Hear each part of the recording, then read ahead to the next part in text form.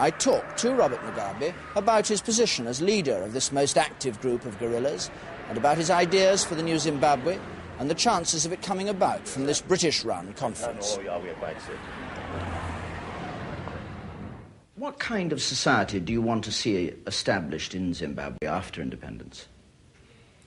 I would like to see a society based on the principle of non-racialism.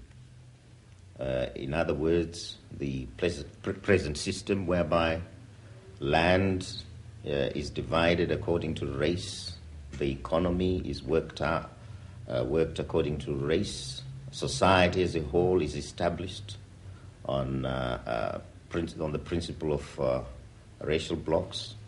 This I would like to see go. Do you want to see a fully socialist or socialized society? Oh, yes, surely. We are dedicated to socialism. This we have said. This every African delegation here has said. And we hope we will have a socialist state. Would the blacks, for instance, go on owning small farms and businesses? Well, one has got to allow here for a measure of adaptation of socialist principles. You cannot start off by taking control of everything, of any individual enterprise. You got to make some allowance for a start for some form of enterprise. Looking ahead, do you believe that Rhodesian majority rule involves free elections at some point? Yes, of course, why not? We are fighting for democracy. We would like to see a democratic state established in Zimbabwe, and this means a state based on the wishes of the majority of the people.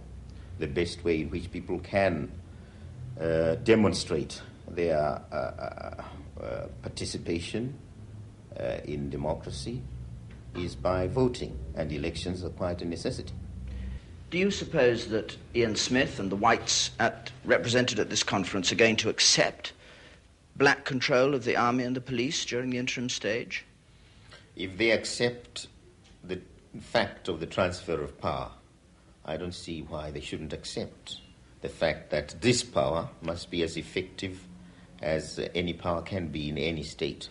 And this effectiveness can only come from the fact of control by our forces. But do you believe that the whites in Rhodesia will accept that? Whether they will accept it or not is immaterial to us, really.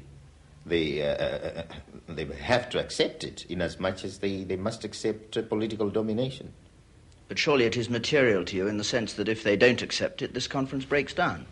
Well, if it breaks down, it will have been because they are not prepared to transfer power fully to us. We want a total transfer of power. What role do you see for yourself in the future Zimbabwe? Well, for myself, I see a role assigned to me by my people, by my party, first and foremost. Whatever my party asks me to do, I shall do.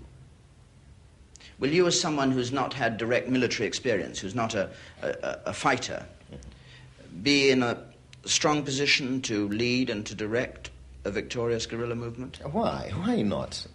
Our guerrilla movement is not divorced from the generality of the people.